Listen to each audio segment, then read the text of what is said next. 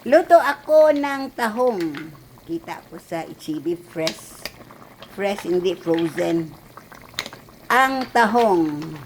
Ito ano yung green shells tawag. Or mussel. Mussels English. Ang tahong.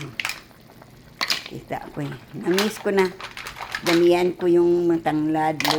Kaga. Kamatis ah. Diba? Miss ko na.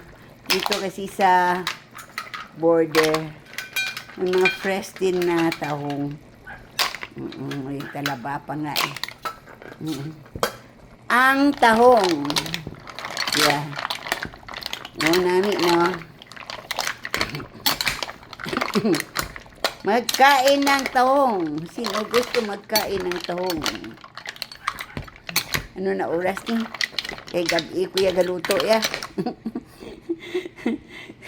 Kay gabi kuya gatulog luto. O di ba? What's inyo dyan? Kay dyan ako alive and kicking kun gabi. Kay buhay ko gabi man. Ngayon ko nga isang sibuyas down para puwerte. Puwerte ka namit yung damo ang mga panakot na mga spicy, pahamot. Diba? Kapahamot ba? Yan. Hindi pa na magnamit Hindi pa na magnamit Nangian kung nakandamo yas buyas kag-awas kag-luya. Sa mga shells. May tanglad pa ni. Mas buyas. May luya. Tapat na ni. Tapat na. Okay, magkain na tayo mamaya ng tahong. Ako naman na makaon.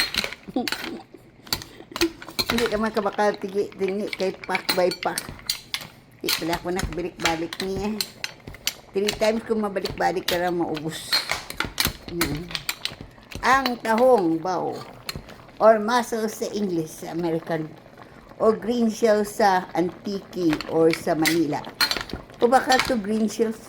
O hindi naman to green shells. Mussel siguro. Hindi ko alam kung anong diferensya ng green shells at mussel. Ito pareho lang man. O sige. Yan na. Luto na. Okay. Let's eat.